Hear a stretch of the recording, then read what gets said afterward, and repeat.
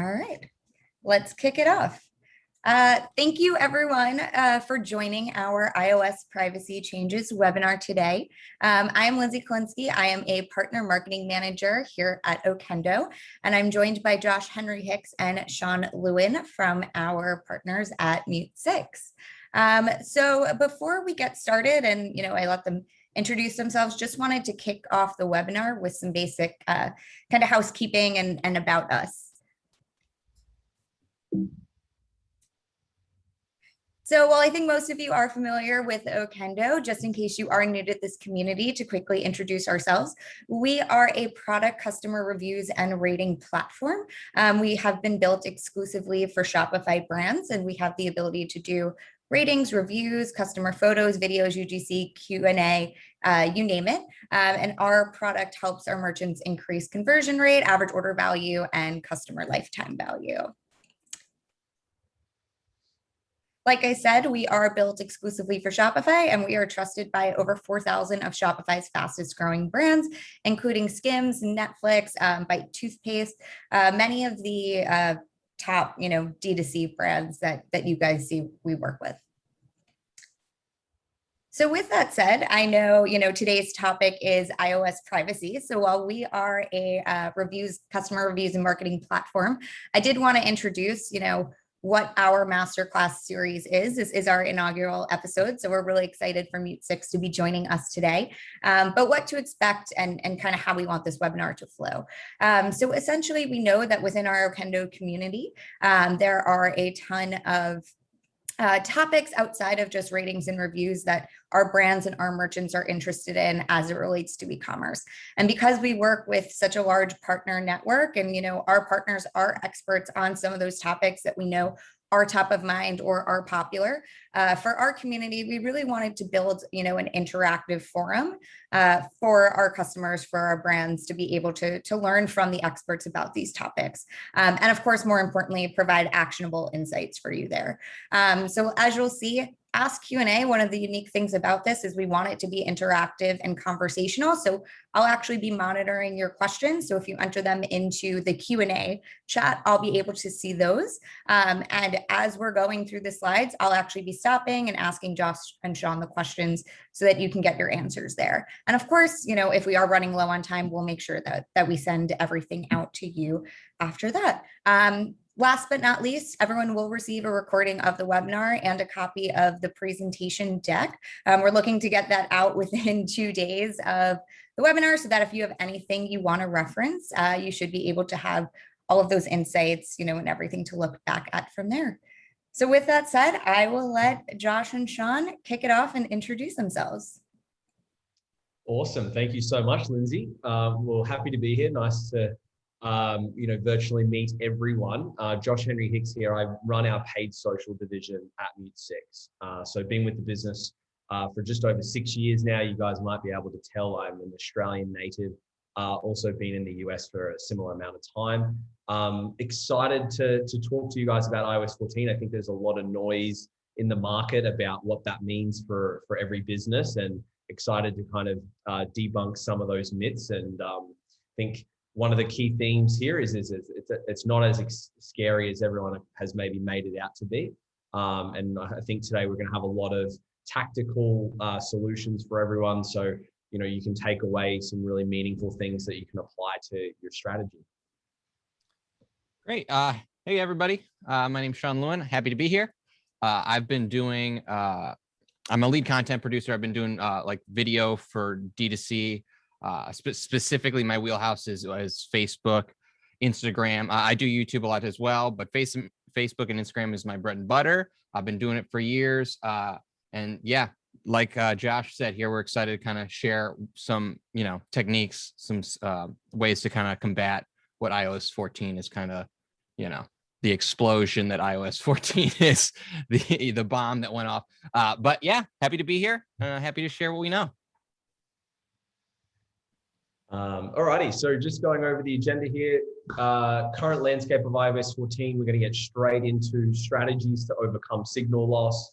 What to expect with iOS 15. Yes, you heard it. There is another update coming. And leveraging content to drive performance. As Lindsay said, want to make this very conversational. Happy to answer questions on the fly, and make sure you guys get the most value out of today. Quickly, before we jump into it, who MuteSix are, if you haven't heard of us as a business, we are a direct response digital marketing advertising company. We've been doing this for about 8 years. We have 430 people in-house. We are the number one most awarded Facebook ad agency. We don't just focus on Facebook, we are full funnel. So full funnel means everything from content, what the customer sees, right through to the ad platform and the landing pages as well. Every client that we work with gets some form of content and landing pages included in our service. And we have an 80-person in-house creative team. So we are very much creatively minded. You're going to hear a lot about how creative is going to get you through the wilderness of iOS 14.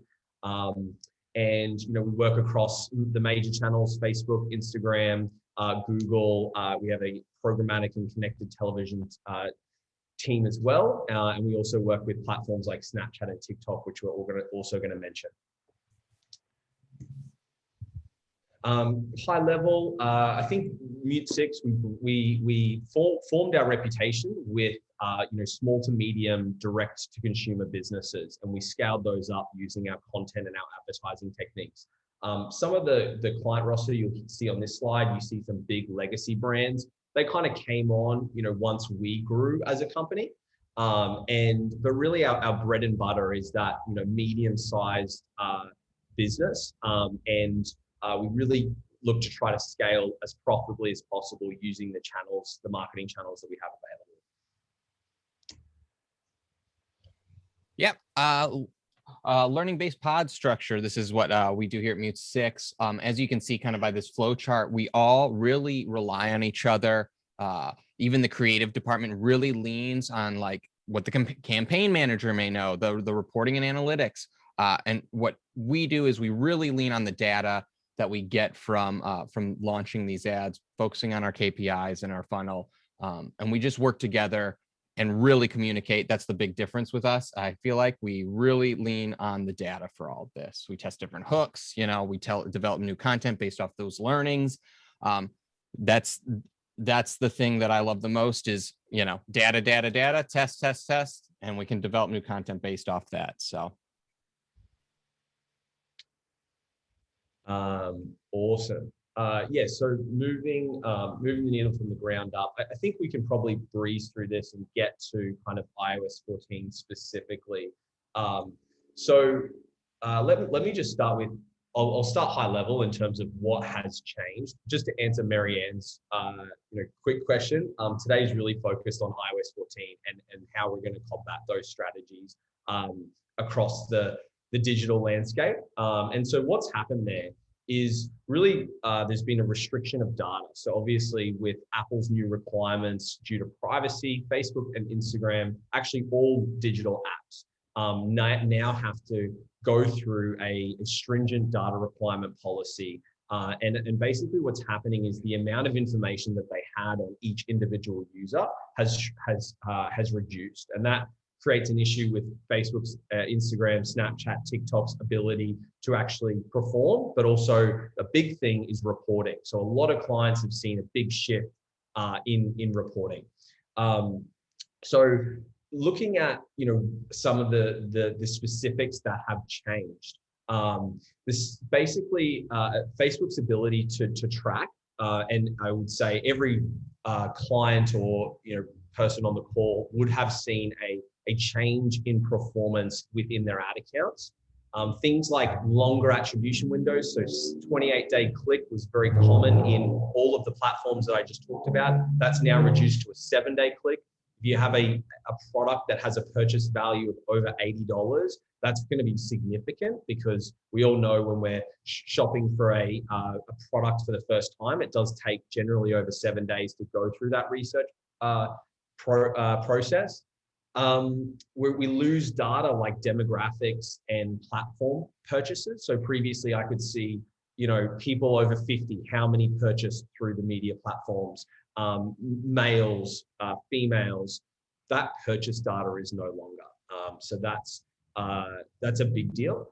And then also we're seeing, reporting delays. So within the platforms themselves, people on the call might have noticed, like, they look at Facebook on a Monday versus looking at on a Wednesday. The data process is taken a lot longer, as basically Facebook has to go through, has to send that data to Apple. So there's delays there. And then basically, instead of attributing the time of when the click was made, platforms like Facebook and Instagram are attributing the purchase when the purchase was made. So no longer do you see these shifts in performance where, someone would click on an ad on the Monday and convert on the Sunday, and then the attribution to that ad go to the Monday. It actually goes to the time of the purchase. So that's a shift within the platform as well.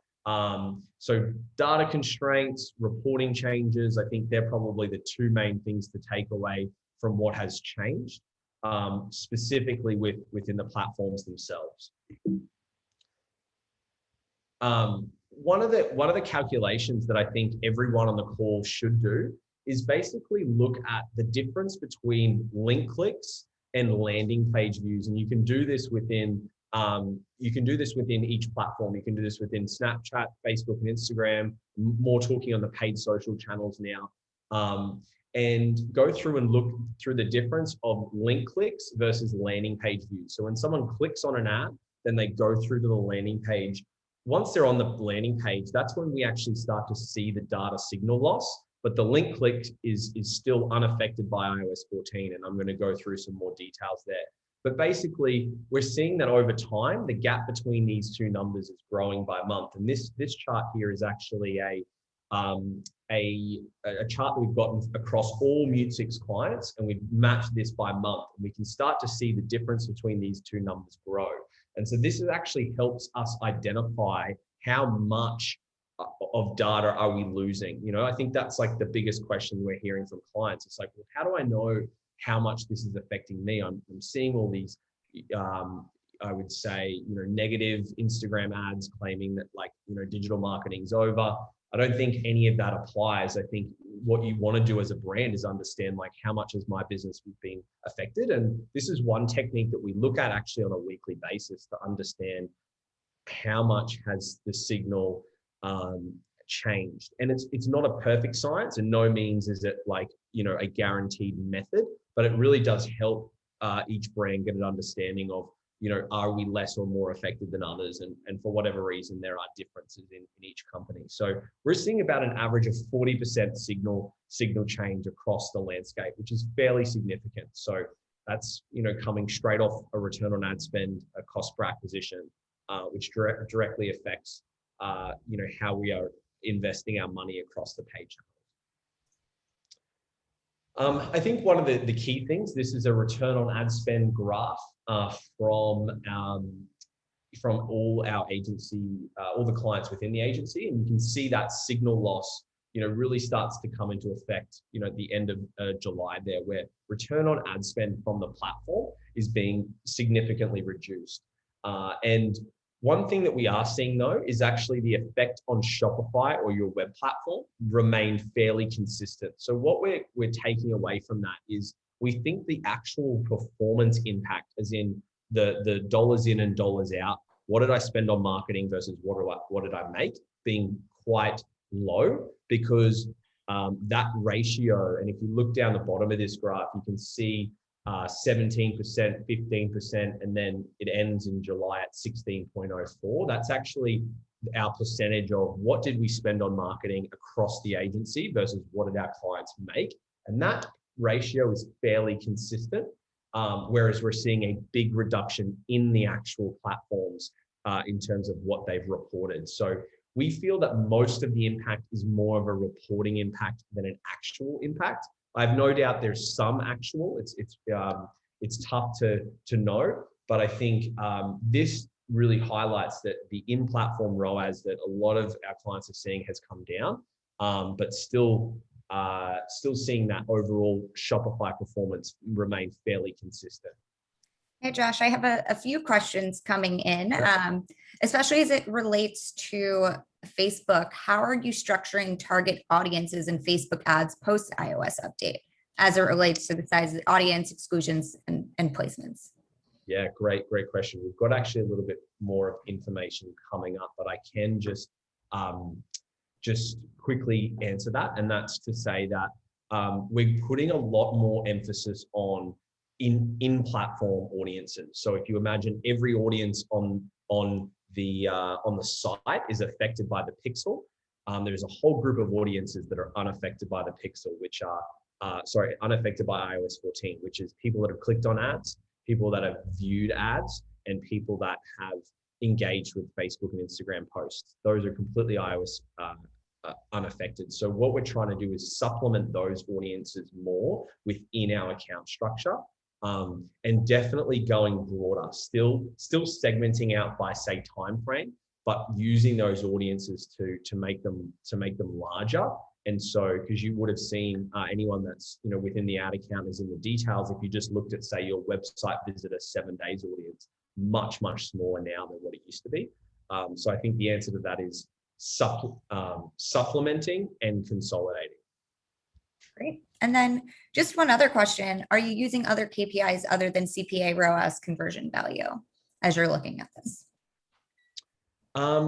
Yeah, so I think again, going back to the things that haven't changed, click-through rate hasn't changed, which is still a really valid metric, and obviously the main one's CPA, ROAS. I think the main KPI that has now come into play, and I probably skip forward. So one of the main KPIs is just overall Shopify blended ROAS. So as I spend more money and as I spend more money and as the business grows, my overall marketing spend to marketing ratio is maintaining. So it's kind of a little bit old school. It has gone back in time if you think about it.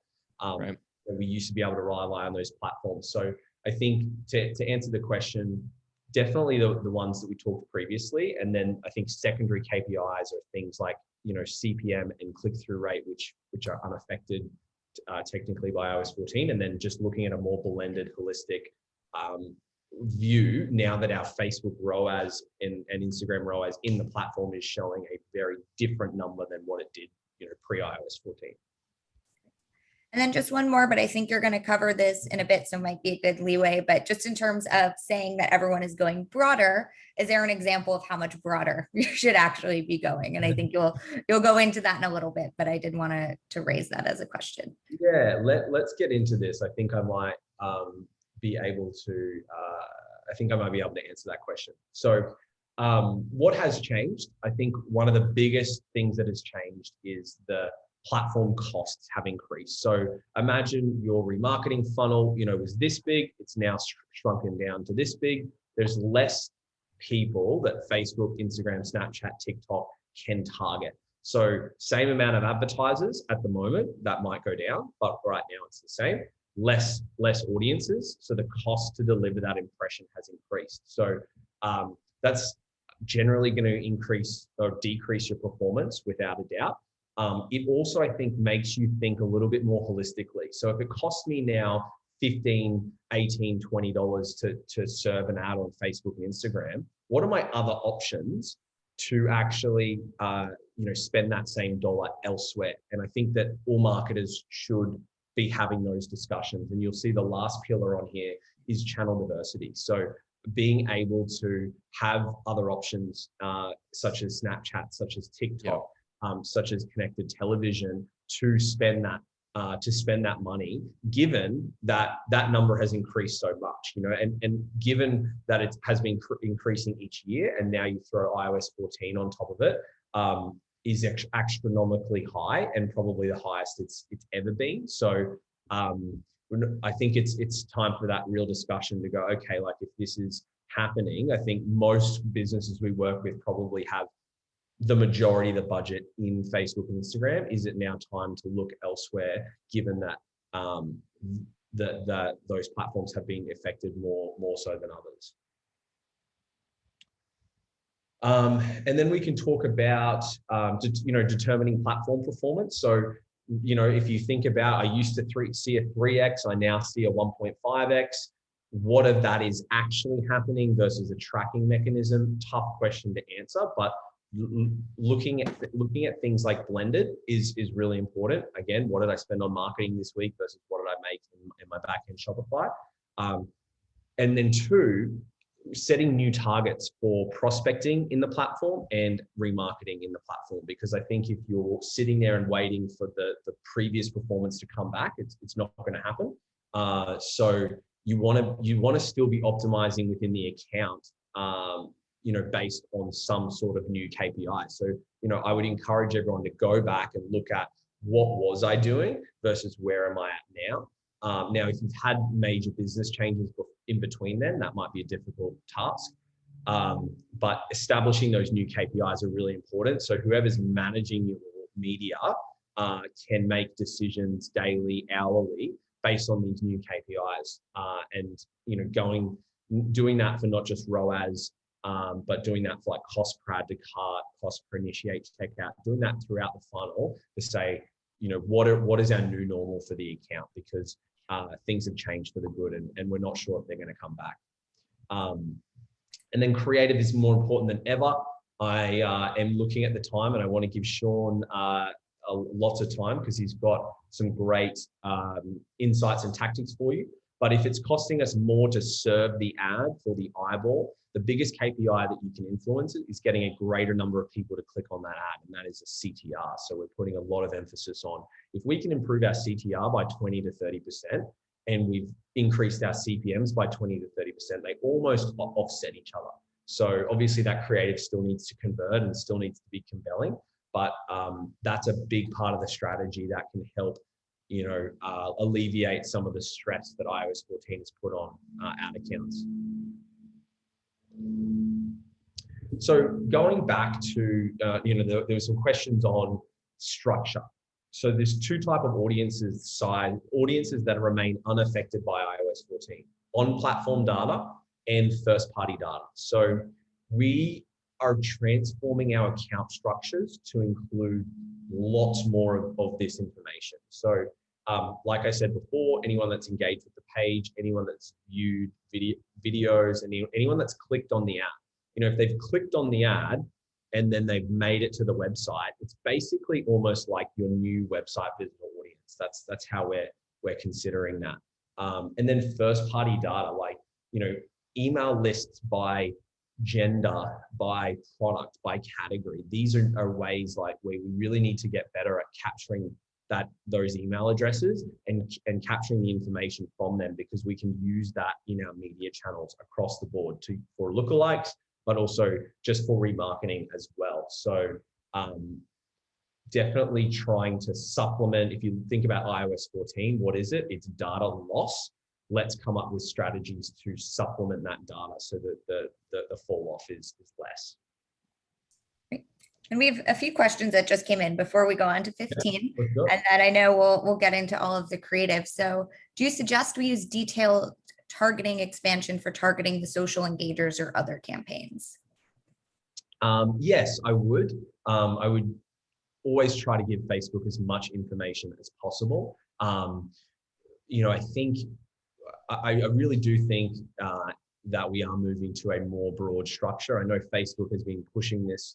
Facebook, Instagram, Snapchat, TikTok, they've all been pushing this for a while now. And in some cases, MuteSix has had a slightly different approach. But I do feel with the implementation of iOS 14, we are seeing just better results from consolidation, but also things like detailed targeting expansion, which kind of gives you the best of both worlds, which is only going to go outside your target audience if it sees opportunity based on your objective. So yes. Is that it? I just saw one more coming in. With video being such a key to ad creative, are you finding success in post iOS running retargeting percentage watched on video ads? Yes, definitely. Definitely. I think the going back to remarketing and using audiences on platform, like the one that was mentioned in the question, to make those audience sizes bigger. That's another strategy or another audience to add into the mix. So imagine your 7-day website visitor audience, 7-day website visitors, which is a fairly common audience that most marketers would use, filling that with 7-day clicked on ad, 7-day viewed video, and 7-day engaged with Instagram post to, again, just like help fill that out.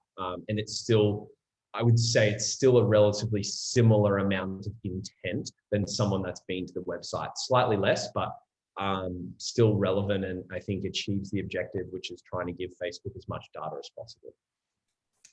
Great. Perfect. Good to keep moving. iOS 15. So the biggest changes here are really coming into restrictions around email. So basically what's happening here is there's the ability to block your IP address, and there's also the ability to turn off open tracking. Now, from my understanding, these are going to be default opted out. So the opposite of iOS 14, which is default opted in. Someone's going to actually have to physically click this. So I feel like the implications are going to be less, however, still there. And basically the biggest implications here are the ability to track open rates. Like if someone switches that off, then your email platforms are not going to be able to give you an accurate open rate percentage, which is, fairly big. What else is happening? You're also going to be able to the ability to hide your actual email address as well. These changes are all kind of focused around email. So we will lose some open rate segmenting capabilities, which is unfortunate, and going to need to go off things like the people that have clicked and engaged with an email segment.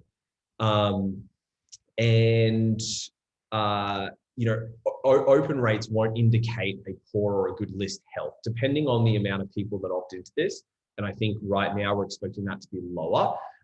There is going to have to be a shift in the KPIs based on open rates. And again, it kind of really goes back to how many people are going to be opting in or out of this. But yeah, I think iOS 15, not exactly sure when that's dropping. I believe that the latest mail we've had is, closer towards the end of the year. It might get pushed into the following year, similar to what iOS 14 did. But there will be some changes specifically based on the email side. Just one question came in terms of clarifying kind of what you guys mean by broad. Is that more of like stacking a bunch of different interests, a bunch of different audiences? Like how broad should broad really be when you say that? Yeah, good question. So I think specifically for remarketing, it needs to include multiple different audiences. So we say like audience stacking, where previously maybe it was just website visitors. Now it's including multiple audiences in the one ad set. So that's right there. And then for acquisition, instead of maybe having like 10 different ad sets with 10 different audiences, maybe we're bringing that down to 3 and consolidating, instead of having, people interested in beauty, engaged shoppers, like all our interests in separate ad sets. It's, I think, just consolidating those into more one larger big audience. I would say tens of millions if possible. Now that's not to say you don't necessarily test a smaller segment, maybe like your 1 to 3% lookalike, which is going to be smaller than that. But I think more stacking. So again, with the lookalikes, instead of having just one lookalike in one ad set, having maybe your 1%, your 2 to 3%, and your 3 to 4% in one ad set. Again, just to increase that audience size volume. So I think, yeah, maybe stacking is kind of what we mean by going broad, which just kind of puts those audiences into one ad set rather than kind of breaking them down into lots of like individual slices, which has in some cases been affected pre-iOS 14.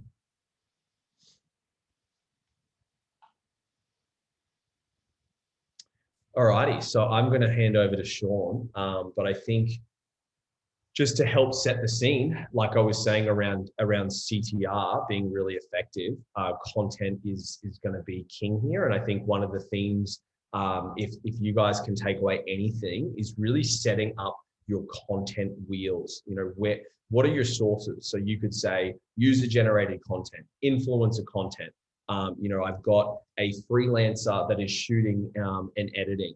As a brand, you want to set up your pillars, and if you can say get, you know, a video a week from each source, you can start to really have like a cohesive video strategy where you're constantly testing across the different platforms. And I think that's what we do really well at MuteSix, is identifying where, you know, whether that's from the brand or whether that's from us. We partner with brand companies in most cases where there's contribution on both sides. I think that's the ultimate. We always say you can never have too much content. So I think anyone listening, write down where your content sources are. Try to maximize as many as you can, and then set that up so it's constantly coming in. You know, you never get to the end of it where it's like, okay, we're done. You really want to have that wheel rolling. And Shaun's going to talk a lot about the detail around the different types and how they perform. But just wanted to set the scene there and pass it over to Shaun. Great. Thanks, Josh. Let's see. You want me to share my screen, or are you good? Yeah, let's do that. Okay, cool. It's not letting me.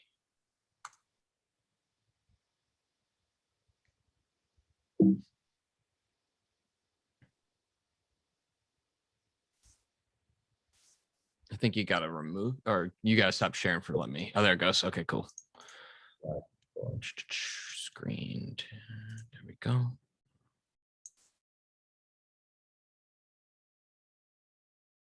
All right. Leveraging content to drive performance. All right, cool. Like Josh said, you do need to start setting up your pillars there, your UGCs, and getting those incoming constantly and just seeing what people are responding to. I am huge, absolutely huge on testing. It's more important than ever, especially with how little we know on kind of the back end until we have to start using those blended metrics, right? So this is my techniques generally. So things you can test with your video creative, thumb stops and openers. These can be anything from just like faces, which you see here. These are very expressive faces. These do really well at getting people to stop scrolling. You can do and like tests you can do with these for like openers is, you know, product versus person, copy, maybe a header. I personally love headers. I know they're ugly, but they do tend to work a lot. But again, those are things you can test against each other. Maybe you'll test a header versus, you know, just regular subtitles here. Or maybe it's just face versus, you know, like I said, product. And other things you can test is sales sequence. This can be like your order, your hierarchy. Maybe you're hitting value props in certain orders, in different orders. That's something to really test on. See, again, what people are responding to sooner. Maybe it's sustainability. Maybe it's, you know, the flavor of your product, or maybe it's how well your product works. Those are all little things to test. Those are the two big things. I always love testing my thumb stops first, or my openers, and my sales sequence first, or right after that. Once you got like a nice, you have a great thumb stop, your sales sequence is getting a nice click-through rate. You can start getting a little more granular with it. So maybe you start testing text treatment, see how these all pop in. Ha ha ha. Oh my God, see how it pops in. And maybe you can kind of test general subtitles with a little bit more animated subtitles if you have access to someone that can create these for you. Even more granular, besides thumb stops and openers, you can kind of test thumbnails too, which is always interesting. It's something I've been doing recently, and it'll really boost your 3-second views. I love the 3-second views metric on Facebook. Thumbnails can really help with that. And then even more granular, you can start testing like the ad copy, which is the text above the ad, right?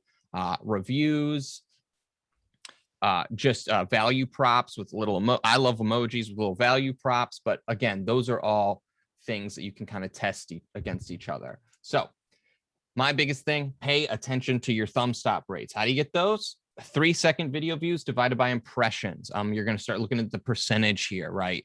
You're going to start looking at what percentage of people are stopping on your stop scrolling while they go through your ad, right? I think anything above 30% is pretty good. You can get some pretty high ones, but I did want to kind of throw it to the chat here and see if they can figure out A or B, if they think what has a better Thumbstop rate here. I can also add some color while you guys are submitting that. Obviously you can see a lot of the content examples that we've used here are very user generated and organic. And that's a very low cost for you guys exactly to be able to create these. You don't need a professional camera, you don't need a production team. These are iPhone with text and a very low barrier to entry. So I'd encourage you guys to user-generated content is still the most effective content type on paid social by a very large margin. So if I could, we have a thing at MuteSix, like when in doubt, when performance is low, create some user-generated content and it can get you, fantastic results. So I just wanted to add that. I love using a lot of A's. yeah A's. I love UGC content. I think it works great. It's native. It feels native to the feed, especially as we go towards more TikTok style ads. It's even more organic feeling and cell phone feeling. But let's get to the answer here. The answer, most of you are right. A got a 12% higher Thumbstop rate than B. As a result, A got a 28% higher click-through rate than B. And as a result, A got a 24% lower CPA than B. Obviously, the CPA is a little wonky right now because of iOS 14. But as you can see, I love this because the first 3 seconds of your video can completely change the metrics on this. So that's why it's important. And that's why I love UGC, because it's just such a low cost way to kind of test these things and really, and again, same copy, just a different visual. And then you know what I would do next? Okay, so the squeezing of the sponge, something satisfying about it. Let's start toying with that copy at the front. Maybe we can boost it even more with a different piece of copy, right? Keeping it simple. Josh touched on this. Keeping it simple. You can see here, TikTok is taking over the world. We're using a lot of this inspiration for stories, for reels now. As you can see, straight to camera. Here's beauty, right? We hit them with the intro here, right to the camera. A lot of good things too is like, I love to say this too. We'll keep going. We can look at all this. All the intros are like, you pretty much know what they're pitching immediately. I know these GIFs are a little slow here, but you can the way I explain these thumb stops is we don't have time to be subtle with this. You don't want to be like, think of it as like you're hitting the consumer in the face with your information, right? Like you're just blasting, like, this is what we do. This is who we are. You're not whispering like, hey, come over here. Think of it as a way of yelling at hey, you're trying to get the attention on this feed. Just scoop and mix, right? Obviously these muddy bites just look delicious, right? Even this, like, you can see here this where we show the website. A lot of people will use screen recordings for the website. Like this is a perfect example of keeping it simple. This one we just used a cell phone on a computer screen, right? Like it really just straight up, just right to a computer screen with our phone, to show like how the website works. I think just to jump in there, Shaun, I think for some of the brands on the call, you know, either having someone, in your team that is familiar with this type of content, or like if you can find someone in your space, like maybe it's a fan, or maybe it's like a customer that's like in the TikTok world or knows is savvy kind of with an iPhone, but you can, I don't know, pay them a monthly retainer and get them to kind of be in charge of X amount of videos. I think it's important like if some of you on the call maybe wouldn't know how to, or maybe don't have the time to get type of this content, there are lots of people in this space looking to produce these kind of contents for brands. I know Billo, I think, is an app that some of our clients use for this exact reason. I'll follow up with Lindsay and put the link in the presentation, but that's also an app where you can just put the job in there, and content creators like this will bid for it. It's a relatively low cost to enter. Great. Cool. And again, did you say that Vin Diesel always kills me? But again, these are very straightforward, very UGC. I wouldn't, again, like I love to preach UGC, but I would never put my eggs all in one basket. Again, like Josh said, have kind of multiple avenues of trying to get this. It's always good to test these things, right? With that, we are seeing a lot here. Let's get to the this is paid influencer stuff too. So paid influencer stuff, we can get back to the TikTok stuff in a second, actually. The paid influencer stuff, as you can see, the higher you get here with the reach and stuff, that your CPMs are going to go up. Your engagement rate is a little less here, but right here in the middle, we found that it seems like, first of all, they're attainable. Your CPMs are going to be lower. Their engagement rates have been up, and the value you're getting from it, it seems to be, like, from our experience, you're getting a much better value from this middle of the, like, not too small, but not too huge, kind of perfect, kind of Goldilocks, not too hot, not too cold, just right, kind of a thing here. Love you, Shaun. And also, it's, the power of the influencer is, yes, about the reach, but we use that content for ads. So right. There's an ROI on the content that they create, as well as just the reach and the engagement they get. I think influencer needs to be looked at both, because we've got brands that can't operate on TikTok because they necessarily don't have the content. And this is a way to source that. And that's got value, to be able to operate on a platform maybe you haven't been able to previously because you don't have the content. So I think that's what brands should be looking at. Great. And I know we have a question and we're getting close on time, but we can stay a few extra minutes to make sure if you are able to stay with us. But the question is, how many followers does a power middle influencer have? Good question. I would say on average, we are looking, probably, 5,000 and up. So they're still small. They're still right. small. And Shaun, I don't know if you have a different opinion, but, I think, some of once you start getting below 5,000, I think we've found just the quality and sometimes, the quality of the content. But yeah, that's exactly what I was going to say. After, like, once you kind of hit that 5,000 mark, it feels like they're a little bit better at shooting, like their footage is a little better. I'm with you on that, Josh. Yeah, I'd say that's average. And but I would say we've had really good success. That's like the floor. I would say, like, on average, 50,000. And normally you can get some of those at a really good cost. I think the most important part of this slide is just that cost versus value, right? Like, what am I getting out of it? The high end, anything, as you start to get over like 100,000, it starts to cost more and more money. But yeah, I think it definitely depends on the influencer and the brand, but that sweet spot seems to be, anywhere between, 50 and 5. Paid influencer, again, stories are, we're using these a lot for stories. And again, they're shooting very TikTok-y style right now. TikTok's taking over the world. I've said it. So influencer metrics, what is the influencer's engagement rate? Who is their audience? That's something to consider. You don't want to just pick like a weightlifter to push to push Muddy Buddies, that you saw before. They need to make sense there with that. Incentivize. This is a great one too. Just incentivize them with a little bit of money. Maybe 50 to $100 per 1,000 views is a good place to start.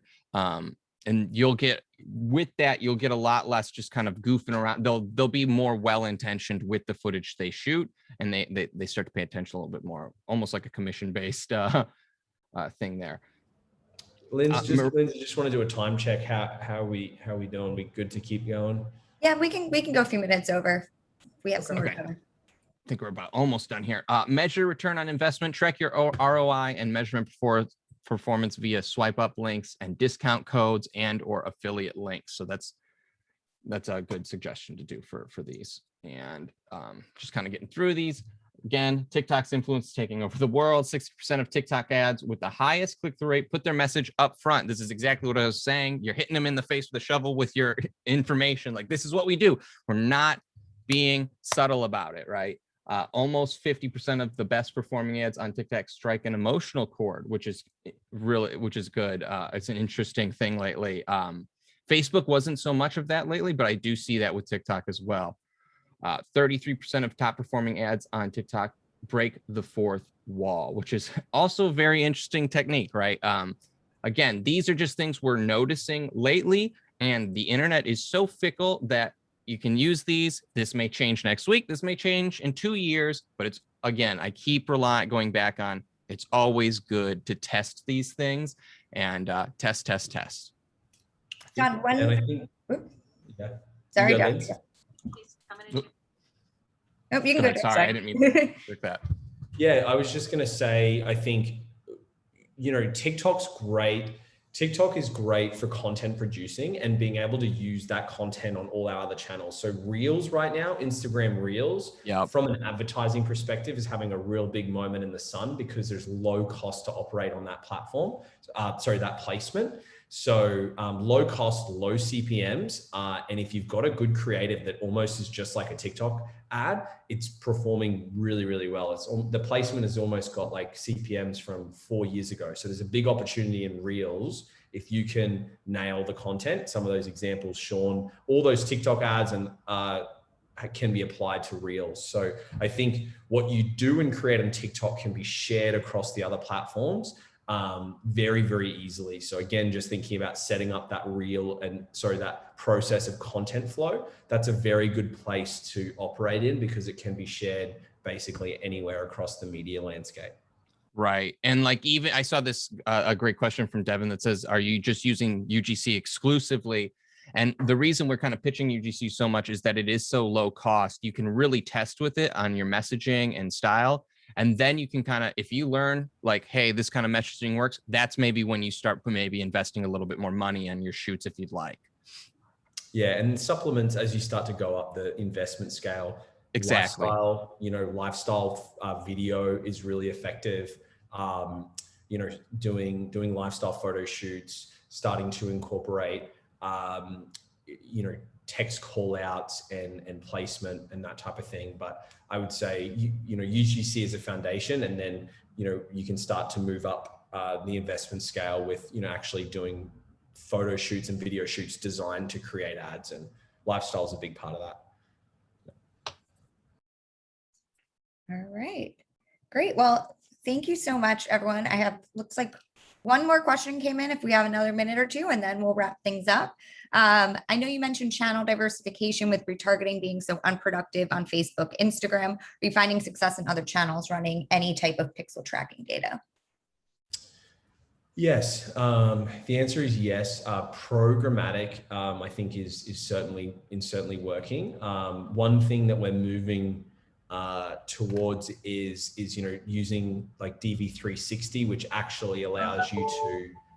This is more of a prospecting play, which actually allows you to run ads on Hulu, connected television. Obviously, a lot of eyeballs are moving towards that off regular television, so we're using that programmatic tactic to help drive awareness. I think just specifically to answer your question on retargeting, I think still using other channels like Snapchat retargeting, still using TikTok retargeting where we can, and then trying to place a big emphasis on email collection and then funneling those emails into our welcome series, our abandoned carts. So I think trying to capture as many email addresses and phone numbers as possible to then fill our retargeting. But I would just say, trying to keep it as diverse as possible and measuring the impact.